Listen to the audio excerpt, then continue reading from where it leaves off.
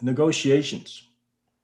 And I think we talked about this before, and I asked the questions: who's ever been involved in negotiations, and nobody raised their hands.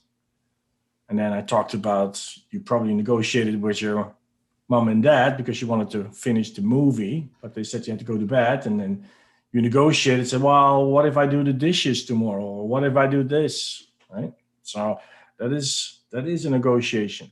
Now, um, negotiations and conflict resolutions. There's two separate lectures on that. Um,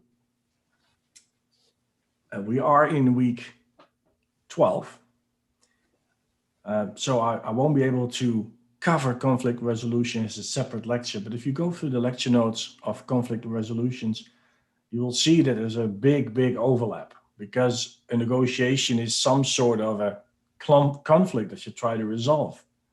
So the theory behind it is quite similar. Now let's first look at what is the definition of a negotiation. So this is just one of the definitions that I found: the act of discussing an issue between two or more parties with competing interests with an aim of coming to an agreement. Now the interesting part here, of course, is competing interests.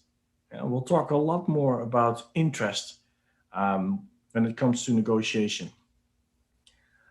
So what is a negotiation? Well, it's definitely a process. It's not something that you say, okay, let's negotiate. You can do that, but if you're not well prepared, you may not get the best out of the negotiation, or you may get into um, like in a fight with the other party. It's a structured conversation, and is what they say a means to an end. The end goal is that we get an agreement, and we'll look at the different types of agreements that we can negotiate. So if you look at the big steps in a negotiation process, it starts off with preparation. You will have to prepare well for negotiations, and we'll go deep into what that means, that preparation. Then it starts with a general discussion, clarification of goals between the parties, and then it says you negotiate towards a win-win outcome. And we'll look at what a win-win outcome means. So, is there also a lose-lose outcome, or a win-lose, or a lose-win, or whatever? Yeah. So we'll look at that again. Once you have negotiated something, you'll have to put it in writing, and this is more about the formal negotiations. You have to confirm what was negotiated in writing, and then the last step is implementing any action steps that you agreed upon. So when we start thinking of the first step, preparation and planning, ask yourself this question: what do you want to get out of this negotiation? What do you think the other party is trying to get out of the negotiation? Now, this is a little bit of making assumptions, right? Because we not always know what the other party wants, what their interests are.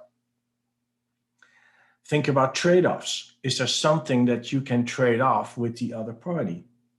Do you have something that the other party wants? Does the other party have something that you want? And how comfortable are you giving the trade away to the other party? Now, the next step, and we'll go deeper into the alternatives later on. So, what are the alternatives? So, what if we are not able to come to an agreement? When do I walk away? When is the negotiation stuck and we are so far apart that the only course of action is to walk away? And that's what they called the BATNA, or the uh, the best alternative to a negotiated agreement. BATNA. What is the most likely alternative to a negotiated agreement? The ML or the MLATNA. What is the worst alternative to a negotiated agreement? So if we cannot come to an agreement, what is our worst case scenario for us? What is our WATNA? Will failure to reach an agreement influence future opportunities with this party? Does the other party do they have alternatives or not? So this is all about, you know, determining what is the strength of my position. The other thing that we need to think about is relationships. So on the one hand, you think about the power that you have or the other party has, and on the other hand, you look at the relationship that you have with the party. Is that party, do you have a good relationship? Is it a relationship you want to keep? Um, and and because, if you're negotiating with a client that you have worked with for many many years, and he's a steady stream of work coming your way, your strategy to negotiate will be quite different.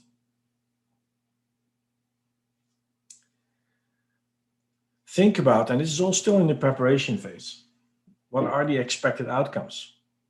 What outcome will the parties be expecting from the negotiation?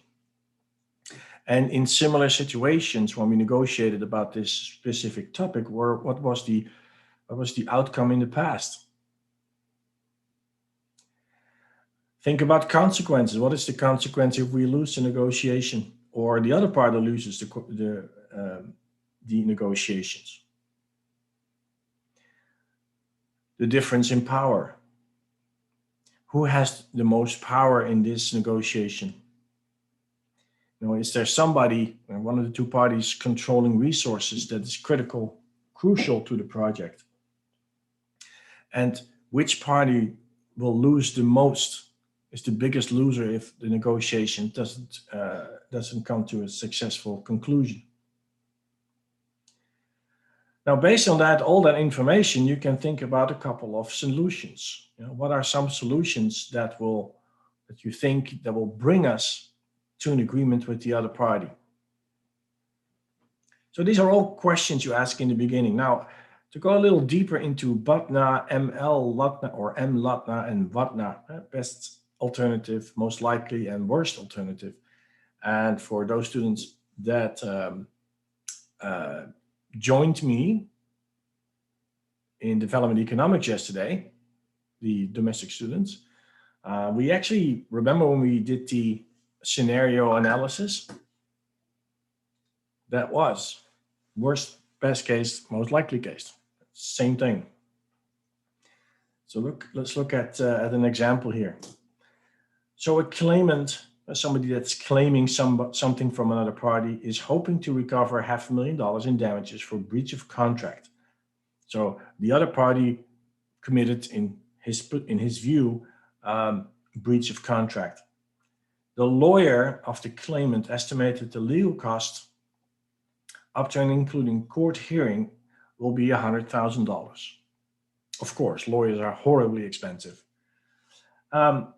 In litigation, the winning party is unlikely to recover all of his legal costs from their opponent. So if you go to court and you both spent $100,000 on legal fees, then the losing party will be responsible paying a large portion of the legal fees of the other party.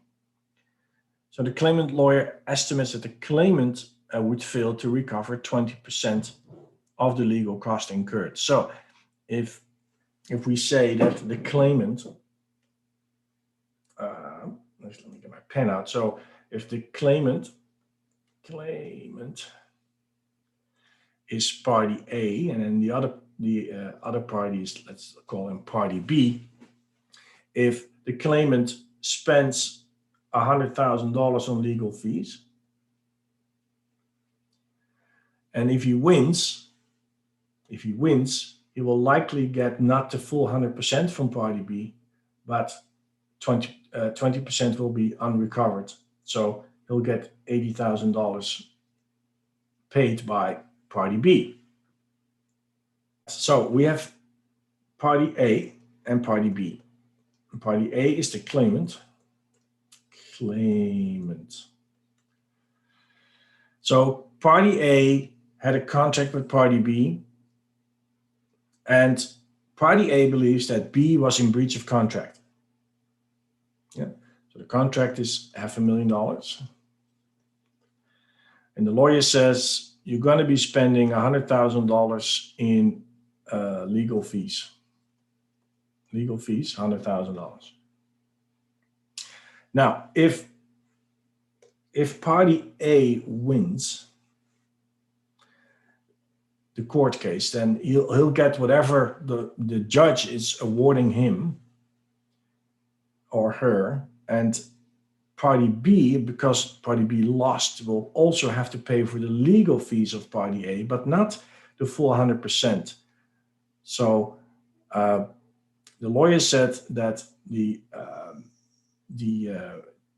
from the 100,000, you will not get 20%. You will not be able to get 20%. So if party A wins, party B has to pay to party A 80% of $100,000. That's the third bullet point. Fourth bullet point, in this example, the claimant's lawyer estimated chances of success at 70%. So for claimant or party A, his lawyer sees a 70% chance of success. The claimant's lawyer estimated that the claimant will be awarded between $400,000 and $500,000. Will be awarded 400 of the 500 that he's claiming. So party A claims $500,000. The lawyer thinks there's a 70% chance that you'll get $400,000. Okay, so what is the BATNA, MLATNA, and VATNA in this situation? So let's look at the best alternative to a negotiated agreement. So the best alternative to a negotiated agreement would be $500,000 times by 70%. That's the probability that this is that 70% that the lawyer estimated to be the chance of success. But we have to subtract the legal fees from that because there's 20% that's unrecoverable.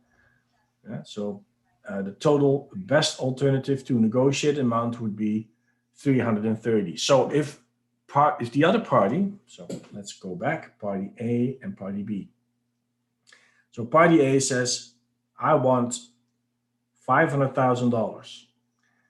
And then party B comes back with an offer and say, well, I don't like 500,000. I can give you 250, right? Now, then based on your best alternative of a negotiation agreement, most likely and the worst, you now have a monetary estimate.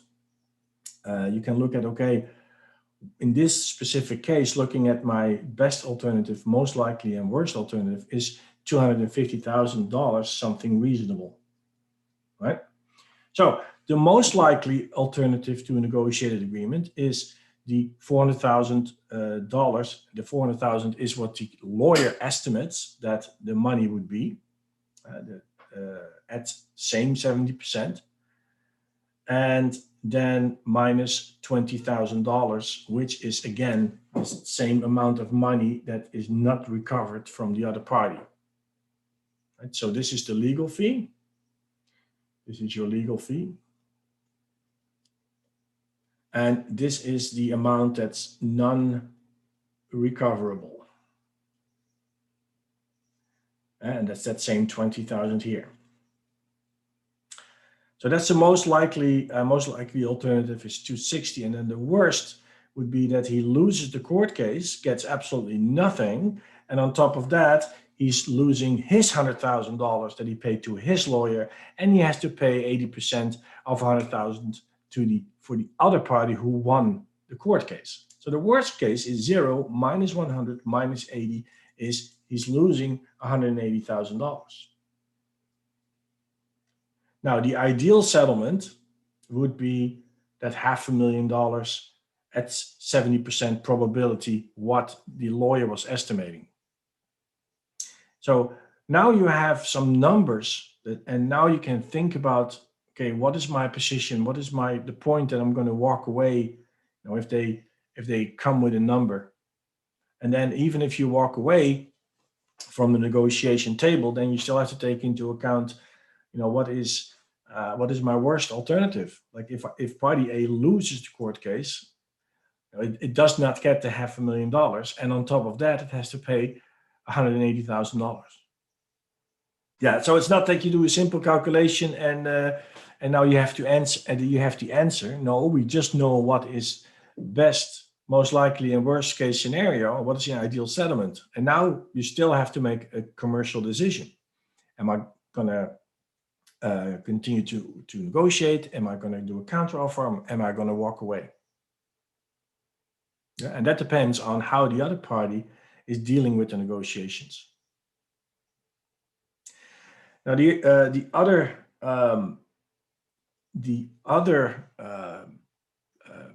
theory characteristics of negotiations is what they call the zone of potential agreement, and I'll explain it in a minute. If you are trying to, let's say you're trying to sell something on eBay, and you think that $70 is a realistic price, but you're gonna put it up a little bit higher. So you're putting up on eBay for $100. And then somebody contacts you and says, "I'll offer $5." Now there's a huge gap between that 100 or even that 70 and $5, and you may get offended by that offer. Now, once you feel offended by the offer, that's because that offer that you got was just not realistic, and it lands outside of your credibility zone. And that makes the negotiation really, really hard. So a ZOPA is the zone between the maximum that you want to pay and the minimum that the seller wants to sell it for. And if there's an overlap between those two numbers, we call that the ZOPA, or zone of potential agreement. Now, the tolerance of party to an offer outside of this ZOPA varies. And again, I'll show it in the image in a minute. As long as the offers that go back and forth stay within that credible zone, the negotiations can continue and go on.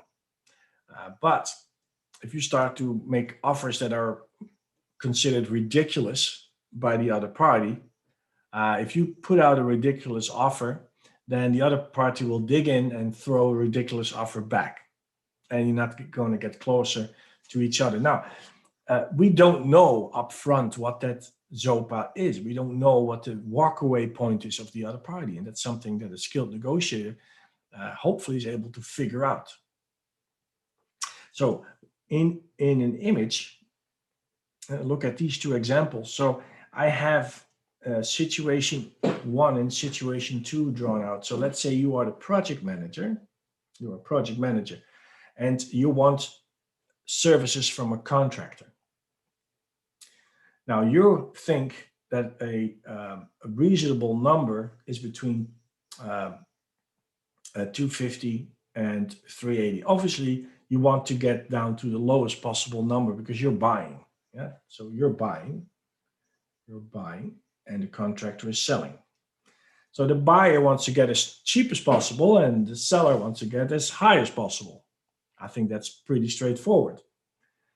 Now, in this example, the buyer is not willing to spend more than 380,000, and the seller is not willing to sell it for less than 350. So the overlap of those two is called your ZOPA, your zone of a potential agreement. Now, dependent on the other party will have what they call that credible zone. That's the purple zone. So for the seller, this is the seller's credible zone, and this is the buyer's credible zone.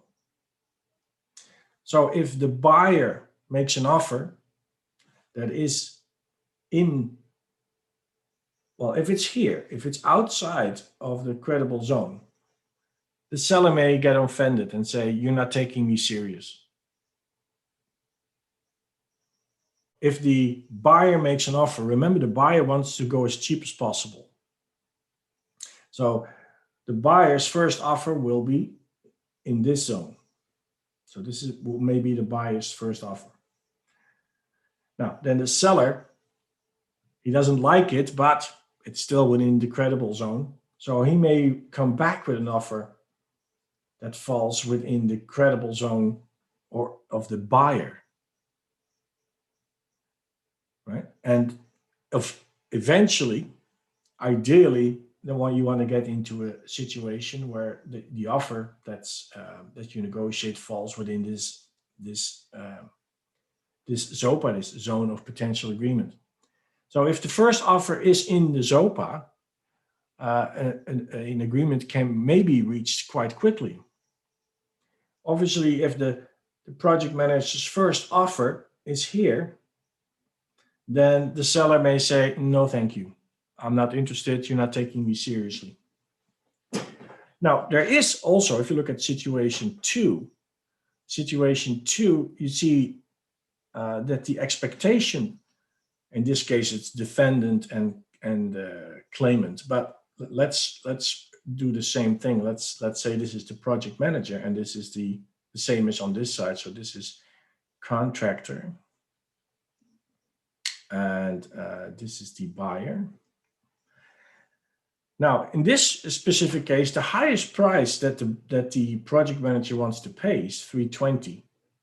The lowest that the contractor wants to sell the services for is $450. Now you have a gap. There's a gap. There's a huge gap. There's a gap of $130,000. So the gap is not as big. It's only 30. But still, there's a gap. This is as low as the contractor wants to go, $350. And below that, he's not going to be happy. So this is his walking away point, and this is the walking away point of the project manager. So in this case, there is no ZOPA, and I'm sure you at some point in your life you were selling something to a friend, or you were on a marketplace and somebody wants to sell you something, and or you're trying to sell something, and the offer you're getting is just way beyond what you're willing to pay, or way beyond what you're willing to sell it for. Yeah. And if that so in those cases, the offer you received was not within your credible zone, making it very, very hard to come to a negotiated agreement. Does that make sense? Okay, I'm gonna do the sequence here. So let's say the project manager wants to buy services from the contractor. The project manager, highest price he's willing to pay is $380. Yeah, obviously he would like to get it for free, but I just put $250 here at the bottom. But the lower the better for the PM. For the seller, in this case the contractor, he wants to get the highest price. He would like to have $1 million, but he is not willing to sell the services for less than $350. So there is an overlap between the highest price the project manager wants to pay and the lowest price that the contractor wants to sell it for, which is our ZOPA. That's the zone of potential agreement. Yeah. So within this blue region, we know there's a chance that then we can agree on something. Now imagine that the project manager makes his first offer. Yeah. So the project manager got a quote from the contractor, and he looks at the quote and thinks he can negotiate it down. Now, what if he offers something like 260? 260. So let's say that's here. That's his first offer. Now, if you look at it from the contractor, his lowest price was 350. If he gets an offer of 260, that's like a slap in the face. That's like, are you serious? That's nowhere near what I can offer this for. So right off the start of these negotiations, there's no trust and no respect between the parties. And on top of that, the contractor in this case may feel offended by the offer he just received. Yeah. And the reason why he's offended, because it's not within the offer doesn't fall within this credible zone. So let's say, for argument's sake, let's say that the project manager's first offer is 330. That's his first offer. Now 330 falls into this purple region, this credible zone, and we don't know that up front. We don't know the parties. They don't know what the other party's credible zone is, right? But for argument's sake, let's say that this is the credible zone of the contractor, 330. So in this case, he says, okay, he offers 330. I think I'll be able to negotiate him further up. So for the contractor's point of view, he wants to get more money as much as possible. So he's trying to pull the project manager into an area where they both are happy with the outcome of the negotiations. So if we have no ZOPA, now it doesn't mean it's the end of the end of the deal and we cannot get to an agreement. Yeah, there's still possibilities to get to a situation where there is a ZOPA. And the ways to do that, if you look at the second bullet point, both parties can work together to bridge any gap. And what is suggested is to review your best alternative to a negotiated agreement. So review the numbers that you determined in preparation and see if they're accurate and realistic. Yeah. So if you are negotiating, and this is an old theory, and this matrix, you may have seen this before, this is the same matrix applies to conflict resolution. It's the same wording. But according to Lewicki and Hayem, they developed this negotiation matrix.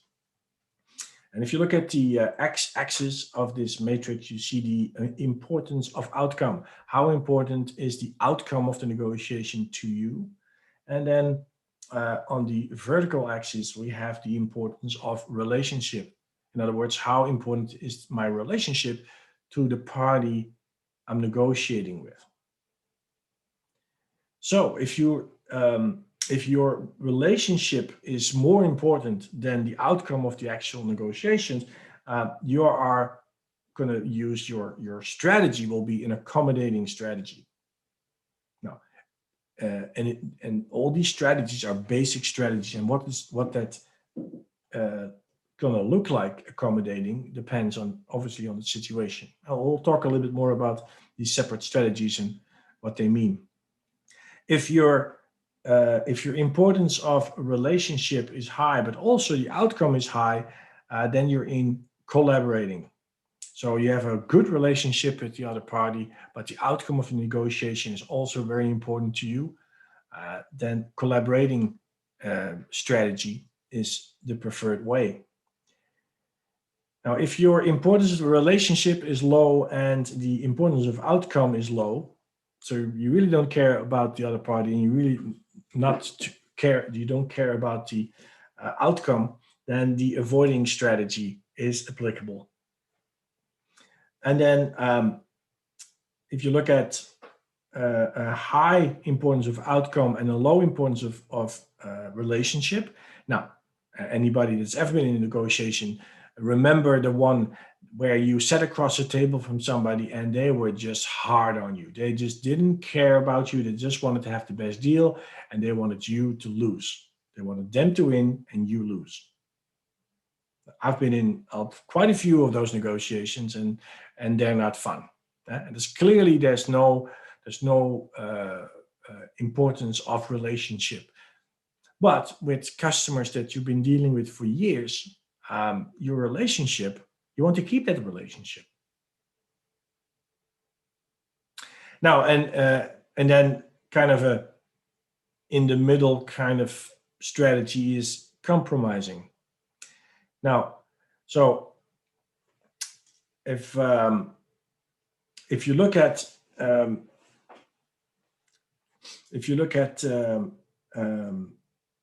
this situation, this collaborating situation.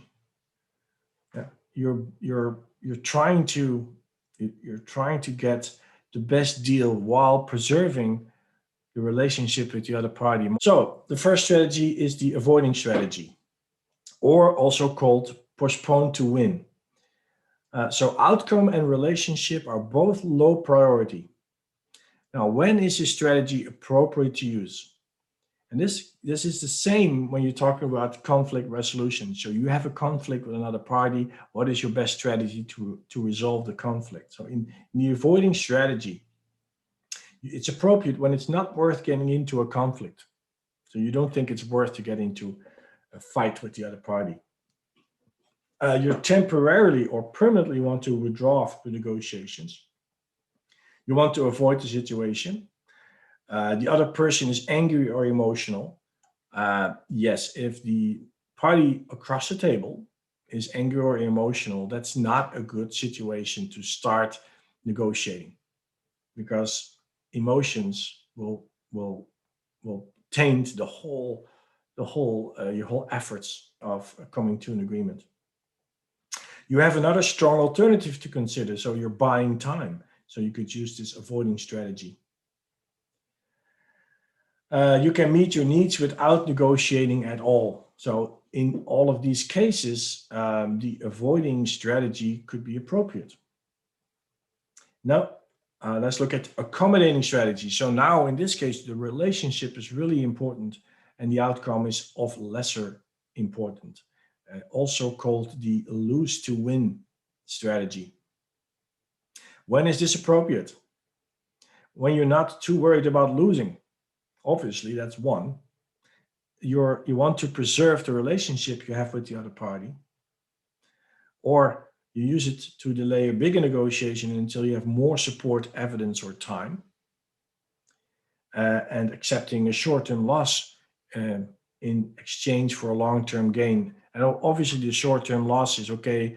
I don't get the full price on this project, but at least I have a really good relationship, and I probably get a lot of work from this customer in the future. Then we have competing strategies. Those are, and it's very clear if you look at those two gentlemen, they're arm wrestling. Yeah, they both want to win and the other party to lose. Um, when is this appropriate? When you need to win, even at the cost of your relationship with the other party. The outcome is that important to you that, okay, the relationship may go sour, but we don't care. Um, you can use this strategy when you're negotiating with someone who represents somebody else. So oftentimes negotiations are done with a middleman. And with the middleman, you can be tougher than with the actual person. And you see this in international negotiation between countries, that the decision makers are not at the table. Appropriate when both parties have only short-term goals. So in those situations, a win-lose strategy may be applicable. So you may work on a project and you're negotiating with one of your subcontractors, and you already know you're never going to work with the subcontractor ever again. Yeah, then you can use this strategy. No, you win, we win, you lose. You don't care about the relationship with that specific subcontractor. Now let's look at win-win strategy, or the collaborative strategy. This is when both outcome and relationship are important to you. So it's called a win-win strategy. And you actually work together to see if you both together can come up with a solution that makes the reward bigger for both parties. Now, this can obviously only be done if there's trust. There's trust between the parties. If there's no trust, it's going to be very, very hard to collaborate on a solution. Builds a reputation of fairness, honesty, and integrity. Yeah. Now, when is this appropriate to use? Obviously, when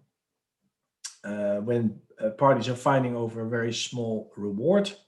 Yeah. So the reward is small for both parties. And when there are undesirable outcomes. obviously also applicable or appropriate to use when there's a lot at stake. So the outcome is important, but also the relationship with the other party. Now, if somebody talks about negotiations, you will get into a lot of people think, well, compromise is the only way when you negotiate, and you hear this all the time. Let's split the difference. Yeah. So I offer $100. The person wants to sell it for 150, and I can easily say, okay, let's split the difference. I'll pay 125. Right. So this is quite often used in strategies, but I'm not saying that because it's the best solution. It's just one strategy that's often used. The person who makes the first offer is often the person that loses the most in these types of negotiations. And if you are in a compromising strategy, there is a little bit of lack of trust between the parties, and therefore making concessions small. Start with small concessions when you make an offer or a counteroffer. So appropriate to use this type of strategy when parties can't find ways to fully collaborate, and parties want to meet their goals and preserve the relationship. Now, they call this also a little bit of a lose-lose strategy. Why is that, you think? In my example, let's say this is the offer of Mr. Purple and this is the offer of Madam Blue, right? Then you might say, okay, let's compromise at 125. So that means that Mr. Purple loses because he's now paying 25 more than he was willing to pay, and Mrs. Blue loses because she's not selling it for 150 but 125. So they both lose something. Both parties give away something. They both lost something. Now, if the Mrs. Blue would make an offer of 175, yeah, and then let's do it the other way around. Let's say, forget about this. Let's say Mrs. Blue is selling and Mr. Purple is buying. Mrs. Blue ideally would like to get 150, but she's willing to drop to 125. Now, if Mr. Purple makes an offer of 75, then Mrs. Blue might say, you know what, never mind. You're not serious. You're way out of my credibility zone. Yeah. Now, you can understand that in a compromise, when I said the person who makes the first offer is often the one that loses the most overall. Because if you make the first offer, you're basically showing them a number, and the other person is thinking, oh, if he's willing to say that, he's probably willing to spend more. Right? Okay, so this is a little bit about the stages of negotiation. But let me think about the situation where we came to an agreement that actually was beneficial for both parties. I need to think about this hard. It could be for one side about the price, the other side about the quantity, might be. Well, to think about it, like an example of a win-win situation could be that you negotiate with a party that they lower the price for this specific project, right? Mm-hmm. Let me see. Would that work? No, I'm just thinking if one party is willing to drop its price for one specific project, but then negotiates, let's say, the guarantee to have the next 5 projects, to execute the next 5 projects. Mm-hmm. That could be a situation where it's No, the one still gives up something. Let me think about this. Let me think Okay. about this because it's hard to come up with a real life example. And I guess it's just the nature of the industry that I worked in, because we worked a lot for owners and EPCs, and they are notoriously hard negotiators and do not care about relationships that much, unfortunately. So I'll get back to that. So the negotiation starts with a discussion. That is the first stage of the negotiation. So what we've talked about up to now, and most of that is in the preparation stage. So in the preparation stage, you think about your BATNA, your MLATNA, and your VATNA, and then say, okay, how important is the outcome for me? How important is the relationship? And you determine your generic negotiation strategy. So it's either collaboration, avoiding, collaborating, or compromising, or forcing competing. So in the first stage, the trick with negotiations is to understand the other party, understand where they're coming from. You don't have all the information. All you have in front of you at this moment in time is their position. Our position is this. We want $500,000. That's the position, right? What we don't know is why. What's behind it? What's driving this position? And that's more interesting than just focusing on the position. And we'll get back to that later. Now, the only way to get more information is by listening, questioning, asking for clarification. In other words, trying to understand what the other party's position and hopefully later on what their interests are. And at the beginning of the negotiations, that you may not know what the interest is of the other party, what's driving them to present the position they are presenting. Okay, discussing the discussion phase of the negotiation. The goal here is to try to get as much information from the other party, because remember, we know our point of walking away. We're trying to figure out what the other party's point of walking away may be, and we're interested in, they put a position on the table, and what's behind that? Why are they? The position is just things you see, right? They put an offer on the table, that's what you see. But what you don't see is what's behind that. What's the interest of the party? So that's happening in a discussion. Then a clarification of goals. So this is where both parties explain what their goals are, their interests and viewpoints of the disagreement is clarified by both parties. And like it says in bullet point 2, may be helpful to list factors in order of priority. And this is often interesting because you may find some common ground here. Both parties may find factors in the negotiation that's beneficial for both parties. So this clarification is there to prevent misunderstanding. You go into a negotiation, you think that something is a fact, and when it's not. And that can lead to horrible problems when you're negotiating. When the actual negotiations start, both parties have a basic negotiation strategy, depending on how important the outcome is and how important the relationship is. Remember, both parties may have their own and different negotiation strategies. In general, we can say that a win-win outcome is usually the best result, but not always possible.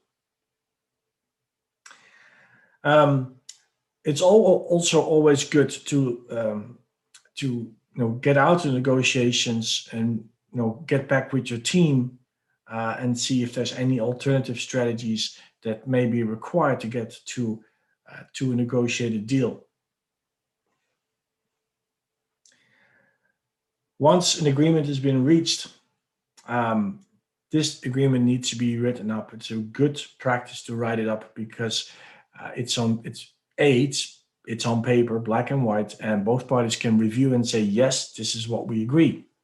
There may be something interpreted by one party very differently than what the other party was trying to negotiate. So the agreement needs to be clear and unbiased for both parties, because this is at the end what both parties have decided. And then once a decision has been reached, it's like a little project. We need to implement the course of actions. We need to discuss, okay, what do we need to do to implement this agreement that we put in place. Now, I'm not. There's not enough time to turn you all into expert negotiators, but I think it's important that we understand the process and the basics of negotiations. And it is commonly agreed that some good negotiation skills. What are they? Well, first of all, your communication skill. Negotiation is 100% communication with the other party. And communication, we know, is not just words. It's your body language and the tone of your voice, etc. Now, you need to be assertive. What does assertiveness mean? What does it mean? It's like tackling something with like an air of power, like a heavy hand almost. I would describe assertiveness as behavior that you are very comfortable expressing your thoughts and feelings and claiming your rights without offending the other party. Without being aggressive towards the other party. So saying what you want clearly, claiming your right to something without harassing, offending, or bullying the other party. That's being assertive. That's a proper definition of being assertive. So if if you think, well, somebody cooked a meal for you, you can, and you don't like it, you can say it in an assertive way, and you can say it in a very aggressive way or a demeaning way. Yeah. I mean, we can talk about assertiveness for a whole course, and I don't have the time for that. But I think hopefully with that explanation I gave, it's a little clear what assertiveness means. It's coming up for your own right without violating the other person's rights. That's that's probably the better definition. The third bullet point is empathy. What is empathy? I think empathy is like be kind and be like a good person, be understandable person with the rest of the people. Yeah. I mean, let the rest talk, they give their opinions in that way. Yeah. It's a company of feeling, right? Yeah. With empathy, the first thing that I think of is that you're able to put yourself in somebody else's shoes. You can imagine how other people may feel.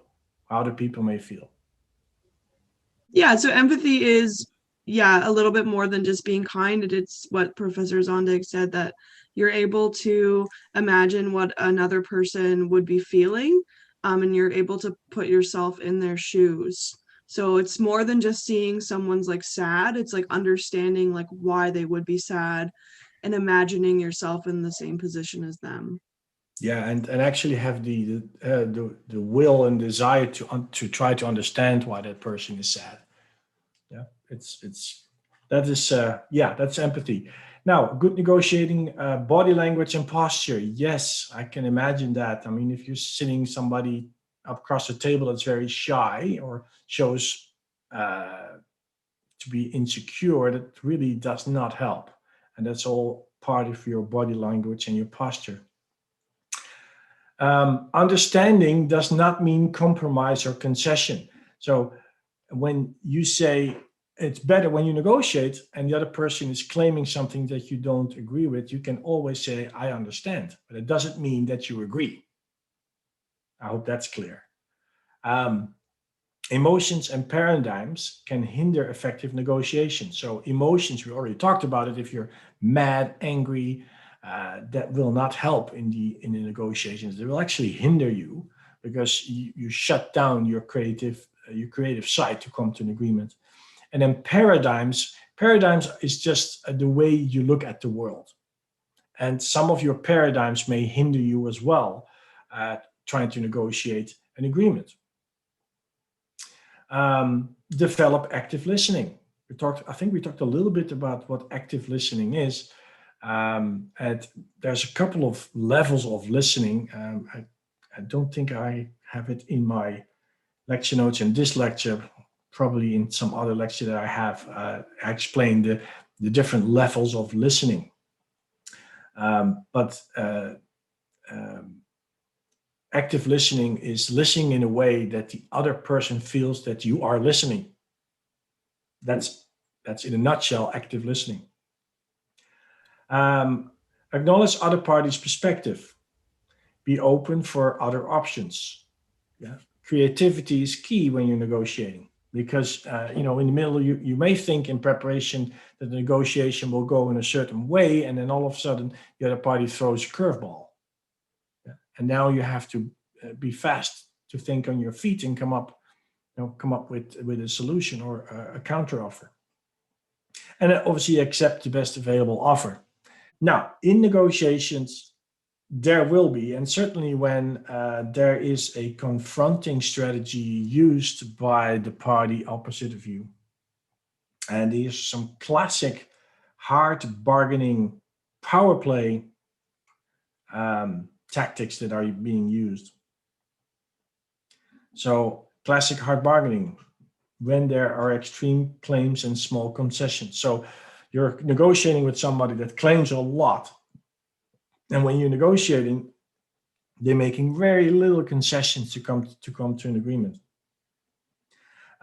This is a very classic one. Take it or leave it deal. The other one party says, take it or leave it. Right? So that person puts a stake in the ground. You have to make a decision. You either take it or you leave it. And this is a form of power play. Unreciprocated offers on the table. So you make concessions, but the other party is totally unwilling to make any concessions whatsoever. Power play through threats and warnings. If you don't accept this deal, we'll never do business with you ever again, and I'll make your life miserable, blah, blah, blah. Yeah, that's definitely bad behavior during negotiations or a form of power play. The other party continuously attacks all alternatives you put on the table without coming with an alternative themselves. And then here's the one that may answer your question, Mohammed, the good cop, bad cop situation. Now, ever heard of good cop, bad cop? For those who have never heard of this, you look at any detective series or film where there's a police interrogation. Now, so imagine this: a suspect has been picked up and is in the interrogation room, being interrogated. And there's two policemen. One is being the bully, being aggressive, showing aggressive behavior. I'm not talking about beating, but like trying to get a confession out of the criminal or out of the suspect. And then he goes out, and then another detective comes in, and he's playing all nice. He's, oh, you want some water? You want some coffee? That is a classic good cop, bad cop strategy. Let's go back to interest in position, because that is very, very key when we're trying to negotiate. So I'm just very simple, us and them. Yeah. So we are negotiating with them, with the other party. Now, what we see on the table, what the offers show, is our position. That's the area that both parties can see. And if you remember the Johari window, when I talked to you about the Johari window last week, remember you have a hidden area, a blind spot, an open arena. Now, your position is known by both parties because both parties have expressed their position. So that would be in the arena or the open area. But there are certain things that we keep hidden from the other party. And the things that are hidden most of the time are the interests of either party. And it's the task of a good negotiator to try to figure out what the interest is of the other party so we can come up with a solution. So interest is why we have, or why we, the reason why we have the position as it is. That's the why behind the question. The position is what you're presenting to the other party. Now, what you're presenting to the other party may not directly show what the interest is of the other party. Now, when you're negotiating, it's better to appeal to the other party's interest if you can figure out what it is, rather than to fight the position they're taking. You know? So this is the deeper reason why they offer what they offer.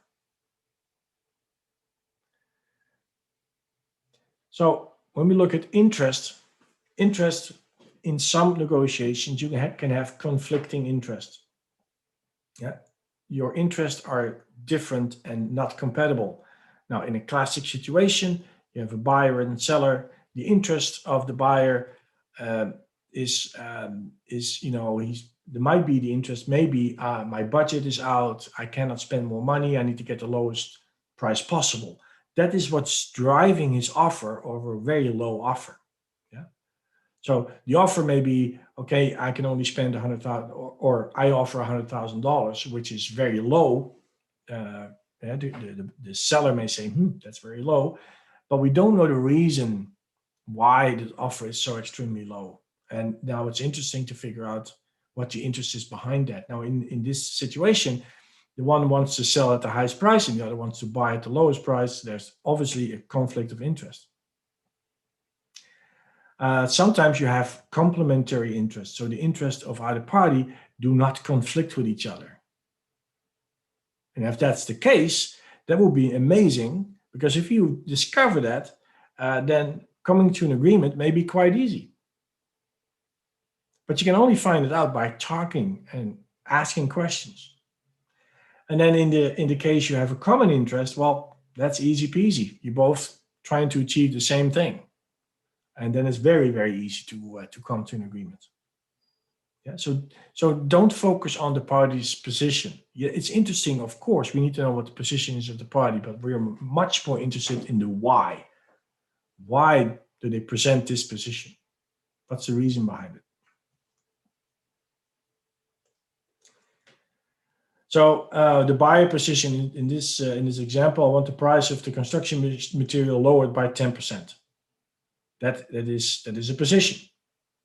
The buyer's interest, the thing that we may not know, is that the project is under pressure to stay under budget. Right?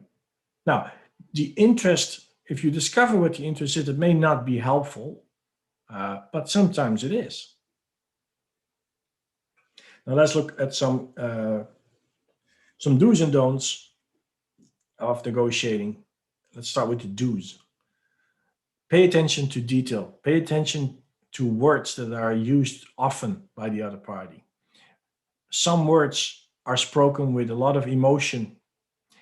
That means that's a key piece of information. Yeah? So those little details are very, very important. Try to put the other person's need first. In that way, the other person feels that you are actually listening and honestly trying to come to an agreement. Showing empathy for concerns and problems. Obviously, stay calm no matter what. If the other person yells at you, doesn't mean you're going to be yelling back. Focus on issues, not personalities. And this is not always easy, because the person opposite the table, you may have had a conflict with in the past, and now you're negotiating.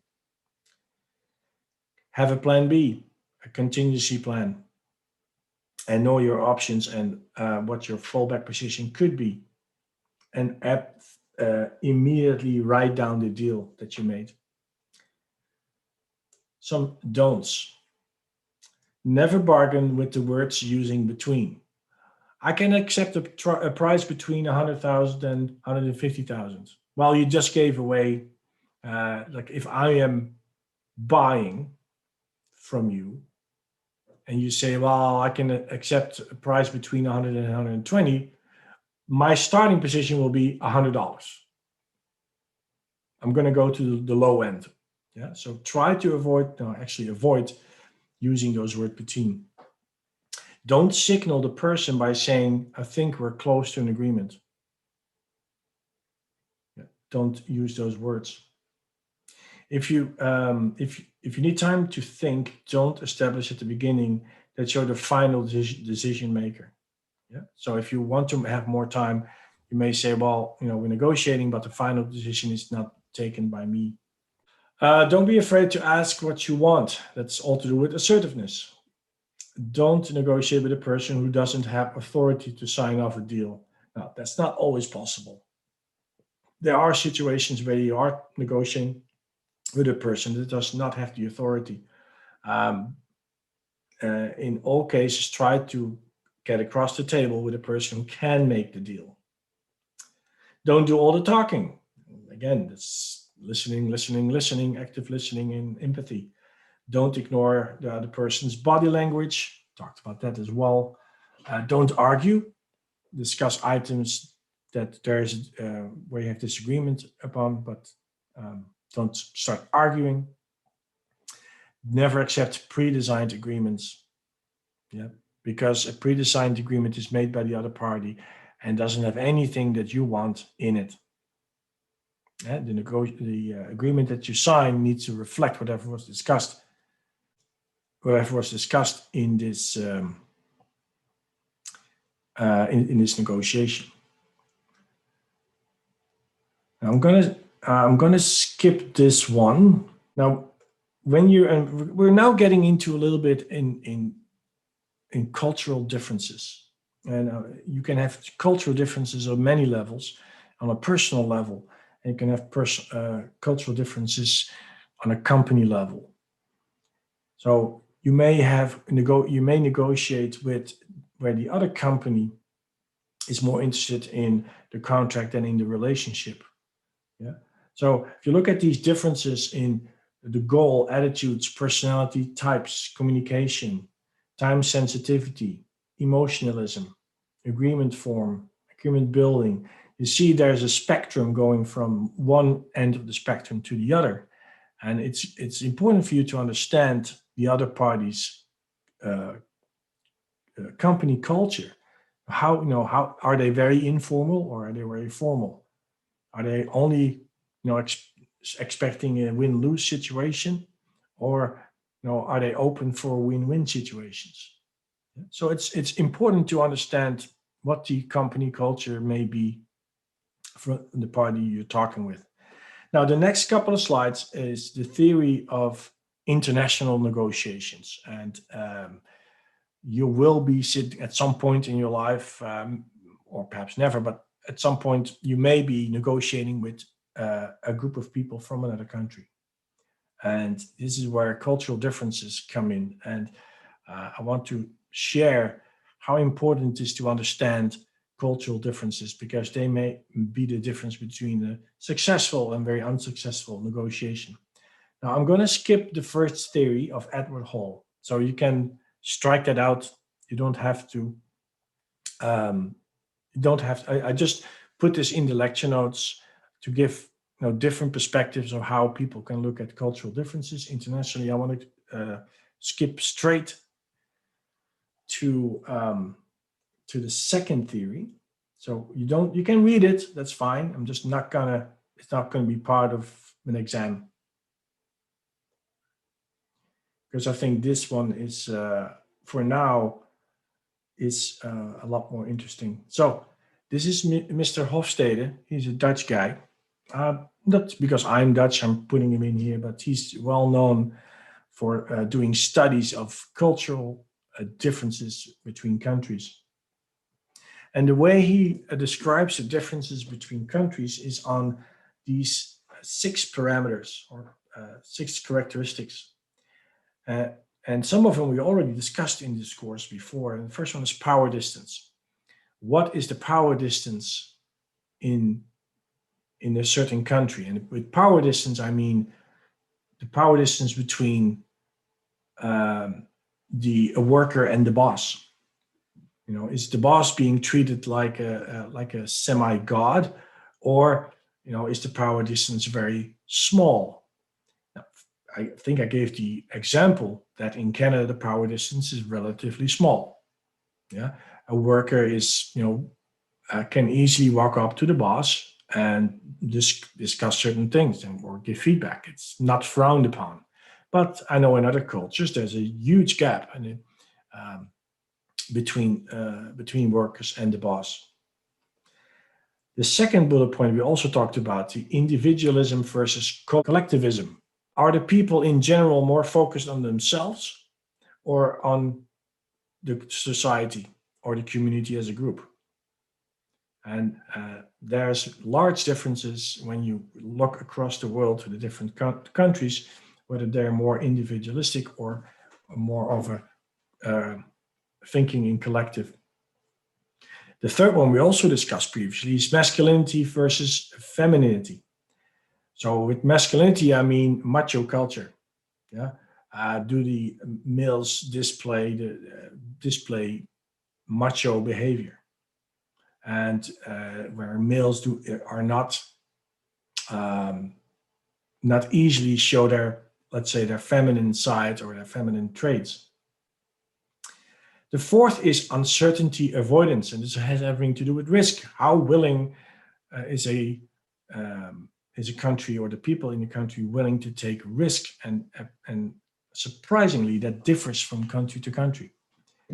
What is the outlook on life? Is it more long-term oriented or is it short-term oriented? And there's vast differences between countries on this topic. And then the sixth one is indulgence versus constraint. And indulgence means we like to party, we like to have a good time, have drinks, go out for dinner, dance, etc. Live the good life. Versus constraint. No, we don't do that. We don't do excessive drinking or partying or anything like that. So let's go through each of these dimensions. So the power distance index, or PDI, is what Hofstede uses to indicate what the power distance is between the person with power versus the person who does not have the power. So the degree to which the less powerful members of society accept and expect that power is distributed unequally. So it's normal that you have total respect for your boss and he's, or for some senior figure in your society.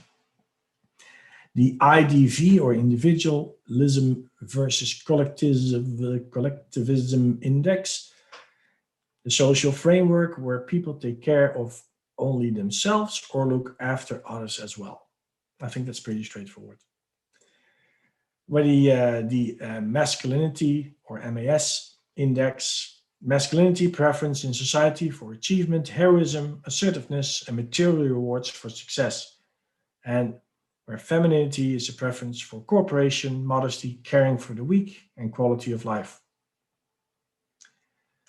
The uncertainty avoidance index, I already explained, is the degree to which countries embrace uncertainty and are willing to take risks. The LTO, or long-term orientation, if it has a low score, it means that you are more interested in what's happening on the short term versus long term. And then the indulgence, as I explained, enjoying life and having fun. Is that acceptable behavior or not? And that differs. So let's look at some countries here. Now we have lots of nationalities here. So if you see something that you say, I don't think that's right, this is from Mr. Hofstede, and of course there's difference between people, and we're painting a whole country with the same brush, so that yes, there may be some things that you may not agree with, but let's look at this. So power distance, apparently the power distance is high in Arab countries, Guatemala, Malaysia, Philippines, Mexico, Indonesia, and India. Well, my question to you, is this correct? It is, sir. At least for India. India is correct. Philippines, is that correct? Yes. Okay, Arab countries, we have a few. Is this correct? It depends. It depends. It On what? depends on the country, on the company. So it's not always the same. Not always the same. Fair enough. Fair enough. But if I look at Turkey, for instance, Mustafa, is there a high power difference in Turkey? Not always, honestly. Okay. Okay, fair enough. So perhaps it's the brush is too big when we say Arab countries. I need to go more fine-tuned on that. Low power distance: Austria, Denmark, Israel, New Zealand, Ireland, Sweden, Norway, Finland, and so for a lot of the European countries have a low power index. I know that Holland has a very low power index, and I also think that Canada has a low power index. Amanda, you agree with that? Yeah, I would agree with that. Yeah. Now, the next one, individualism versus collectivism. High individualism in the Americas, North America, so Canada, US, Germany. Low individualism, so taking more focused on taking care of others. Central America, Panama, Guatemala, and I'm sure India is on that list too. Would we agree with that? It's a little like it's a shade of gray. So can't really It's a- say about this one. Shade of gray. Okay, good. Mhm. I can, Camilo. Professor, I can say Panama Camilo, yeah. is next to Colombia, so I can talk for Panama, and I think he's right. I think Yeah. it's more collectivism than individualism in Yeah. South America. I can say that. Yeah. Uncertainty avoidance. High uncertainty avoidance, and I'm curious how our students feel about this one. Most of the Arab countries, Muslims, and traditional African countries. What do we think? Uncertainty avoidance. Uncertainty avoidance is low. United States, they like to take risks. Scandinavian countries, and apparently Singapore. Masculinity versus femininity. Masculinity is high in Japan and Latin America, Austria. Latin America students, is that correct? Is there high masculinity? Yes, Professor.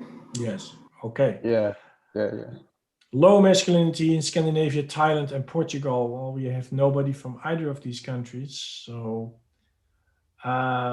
long-term, this is an interesting one. Long-term orientations versus short-term. Long-term orientation, Hong Kong, Japan, China. Low, Canada, Nigeria, Pakistan. Interesting. I always find this interesting. Indulgence, partying. High indulgence. North Americans like to party. South Americans like to party. Australians like to party. Not so much in Eastern European countries. Russia, India, China, more low on the lower side of indulgence. Students from India, is that correct? It is. I mean, it's. I think it has something to do with the power index, because the culture of work here is a lot more like you focus on work, you get your work done, and then you go out, right? So And you party. Yeah, no. After that, whatever you do is basically your own life. Yeah. But in the work sphere, it's all focused on work and the things. Yeah. Yeah. Okay. And might I also add that India should also be there on the high masculinity index. High masculinity, really? Okay. Yeah. Interesting. They reward that kind of culture, and it's a little weird. I hope it changes though. Okay, so I compared some countries for you guys. So I and because we're all now, well, the plan for all of you is to work and live in Canada. So I grabbed a few countries and then see the differences between your native country and Canada. So first one is India. Big difference in power distance. We talked about that. Individualism, huge difference. Close masculinity is quite close. Uncertainty avoidance is close. Long-term orientation, a little higher or quite a bit higher in India. But look at indulgence, big difference. All right. Now, the next one I put in is Philippines. Well, I'm always interested in the big differences, and power distance is a big one in this case, and indulgence. The rest, oh, sorry, individualism, huge difference. That's interesting. Mhm. Would you agree with these stats? When these are straight from research. Can you find? Professor. Yeah. Yes. Okay. Yes, Let's Professor. look at some other countries. What is there? Colombia, Camilo. Individualism. Look at that difference. That's huge. That's a massive Crazy. difference. Same with power distance. Same with long-term orientation. There's a big difference there. Indulgence. Oh, you like to party? Yes, Colombians yeah. like to party. They're even more indulgent than the Canadians. Yeah, but about the long-term orientation, I totally agree because we don't planify very well everything like Canada, for example. Right. And actually, Canada is on the low side. Exactly. Yeah, Canada is not high. Now let's look at Brazil. Power distance, I see a big difference there. Individualism, again, a big difference. Brazilians, they like to take some risk. The uncertainty avoidance is, it's not. They do not like to take risk according to this stat. Masculinity, about the same. Long-term orientation, Brazilians are a little better with that. So the differences are not super big. Instead, the only one that stands out are the power distance and individualism. Would you agree with that, Camilla? Yeah, I'm just not sure about long-term orientation. But yeah, the other, I think it's correct. Yeah, it's still 44 is still not a high score, huh? So it's still on the Yeah. low side. Yeah. Yeah, it's just a tiny bit higher than Canada, but and I'll show you we'll look at the website together. So let's look at some more countries. Was it Iran? Iran, big difference. Power is quite a big difference. Individualism, again, a big difference. Masculinity, uncertainty, avoidance, roughly the same. Long-term orientation, low in Iran, and indulgence is low. Do we agree with that? Kind of above, except the indulgence. I think it's a little bit more. Oh, you like to party? Yeah, I think it's a little bit more because official relationship in Iran is not so strict. Okay. Yeah. Now let's look at South Korea. Okay, I left South Korea in. We have nobody from South Korea, but look at long-term orientation. That's massive difference. That's huge. Yeah. Also look at uncertainty avoidance. High score. Syria. Power distance, big difference. Individualism, big difference. And then indulgence. I don't even see Syria on the indulgence. There's no purple bar there. So there's no partying at all. Is that true?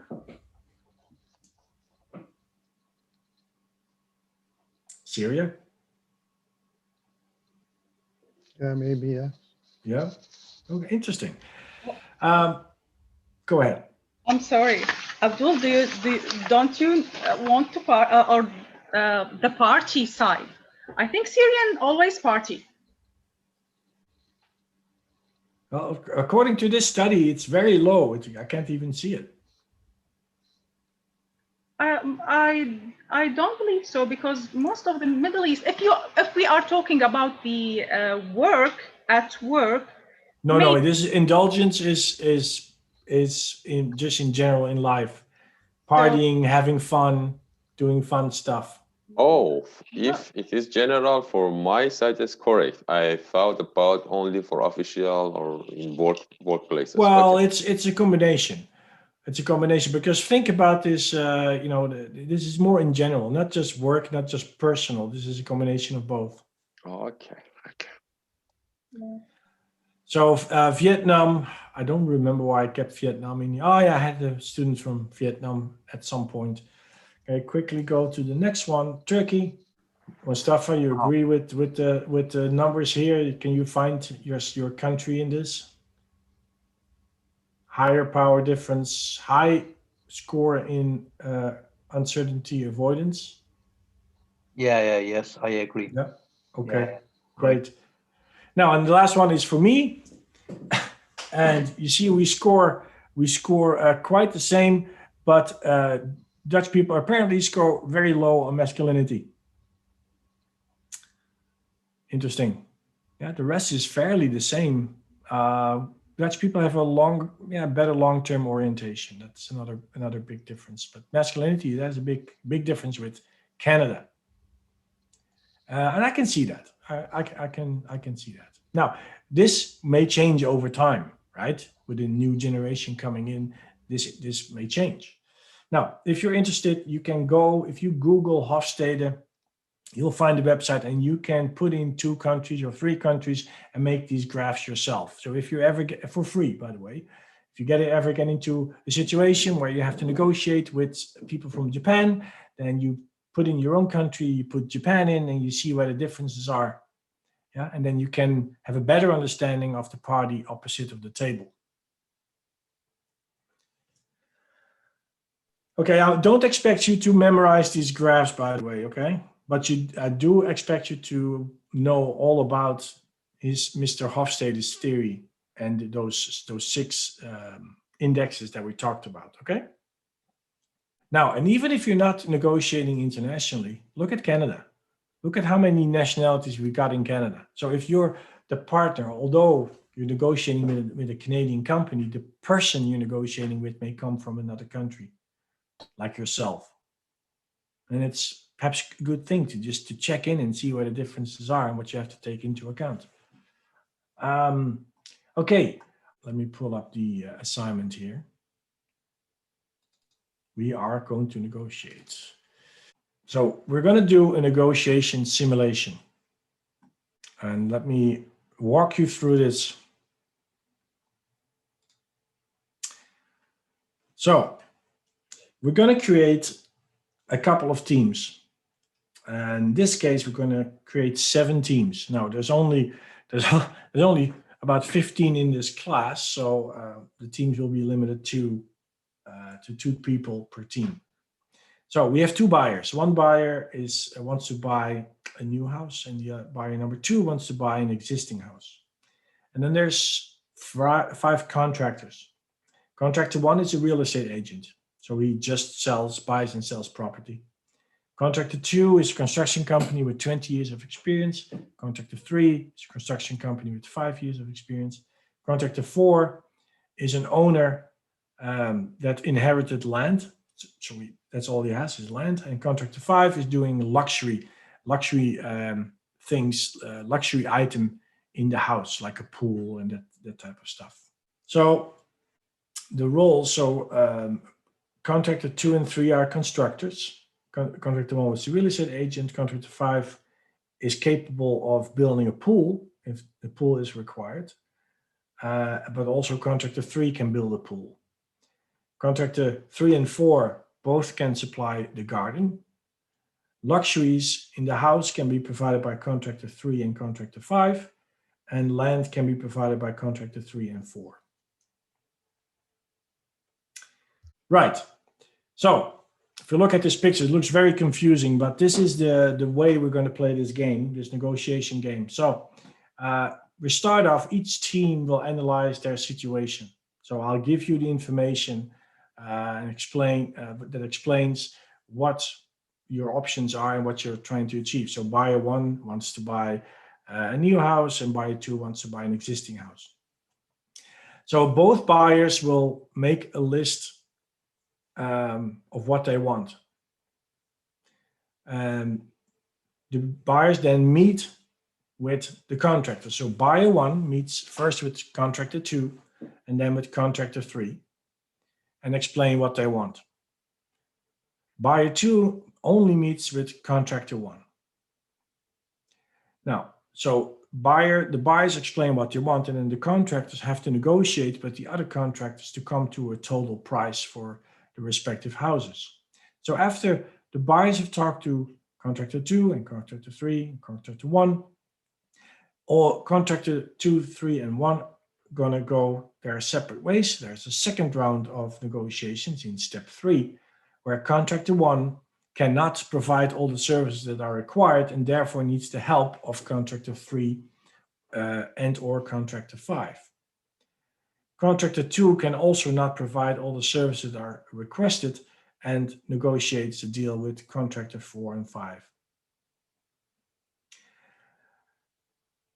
Once the price is put together, the contractor 1 and contractor 2 and contractor 3 go back to the buyer and give him a proposal. Now, based on the proposal, there's further negotiations, and at the end, the buyer 1 and buyer 2, make a decision and choose which way they want to go.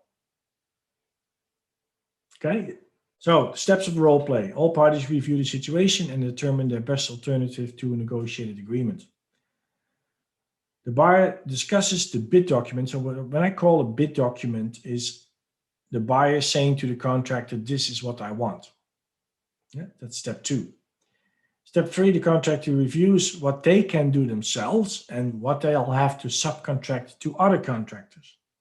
And for each group and each role, I have put in an Excel sheet who you are to negotiate with.